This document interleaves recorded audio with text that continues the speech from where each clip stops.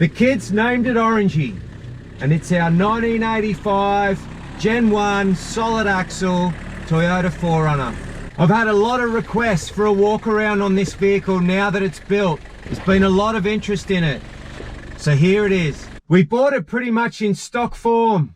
Having owned one in the past and playing with Hiluxes for over 30 years, the mod started pretty much straight away. It was in relatively good condition. The body was quite straight. The paint not so perfect. Everything opened and shut properly. The gaps were good. The interior was okay. The driver's seat was a little bit worn, but a vehicle of this age, it's in really good condition. The inclinator inside, it's somewhat of a one-off. The previous owners added a few of his own gauges to it. I'm scared to bring it back to factory without having another dash for the holes that I'm not sure are going to be underneath it. How good's this original steering wheel? Now, I had Mark from Sydney Motor Trimmers redo this steering wheel back to its glory. Made up a bit of a console. Very nice to rest your left elbow on when you're driving, but also for storage. I love these old dashes. So this was the SR5 2.4 diesel version. So the tacho is right next to the Speedo. Factory air conditioning and power steering in this model. Removable canopy with an internal roll bar. Now this roll bar also houses the seatbelt bolts. The rear passengers have sliding rear windows incorporated into the canopy. Electric rear window and rear wiper easily accessible here. One of the very first mods was sorting that rear window out. It didn't work with the button here. We had to short power out, a very common problem for the Gen 1 4runners. Got the locker switches there on top of the radio and the UHF recessed in underneath. These came out in 1984 and went through to the 88. 1987 there was the option for an IFS front end. The motor options were the 2.4 diesel, a 2-litre petrol, and then later on a 2.2 litre petrol. There was also a model with a 2LT, which was the 2.4 turbo diesel. Under the bonnet, this motor's done nearly 600,000 kilometres. What we've done to it, I got my hands on a period correct snorkel for it.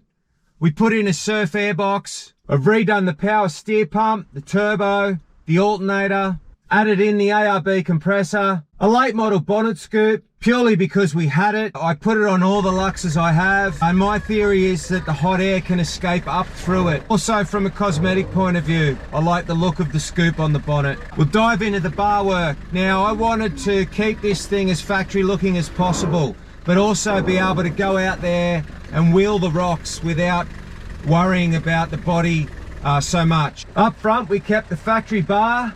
I want to try and incorporate a winch in it in the future. The side steps and the rear bar, Adam made up some beautiful side steps. They've done their job already. The rear bar's paid for itself, mate, and it also looks the part.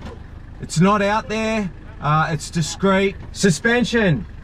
So with the mods that we've done to Bullet Truck, what I did is I've taken the front and rear leaves out of Bullet Truck and I've put them under this. They're soft, they're comfortable, they flex. They gave us about 50 mil of height. Together with the extended shackle, we're sitting up around the 3 inches in suspension. No body lift on this one, no plan to. They're EFS springs. Market Carroll's is our contact there. The rears have a custom top leaf. The fronts are a custom pack. And we've pushed the diff forward 30 odd mil. Using the holes in the housing itself. Rancho long travel shocks in the front.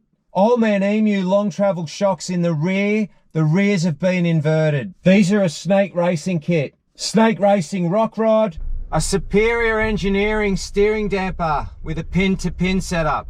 Got a drop drag link and an adjustable torque rod. Having pushed the diff forward, plus the extra articulation we're getting, we've got a custom lengthened front tail shaft, a chromoly rear shaft, a Superior Engineering high clearance cross member. Diffs, we're running 4-5-6 ratios. Brian's fitted in some ARB air lockers.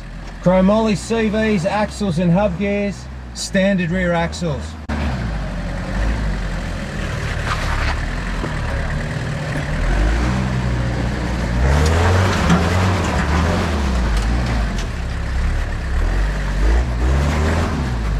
We've gone with a 33 10.5 15 on a 15 by 7 inch rim in a neg 13. Now I wanted to keep it flare free, so we wanted to, when we first built it, we kept the tyres basically level with the guards. A couple of runs in and I felt that the truck was just a tiny little bit tippy. I felt like it needed a wider footprint.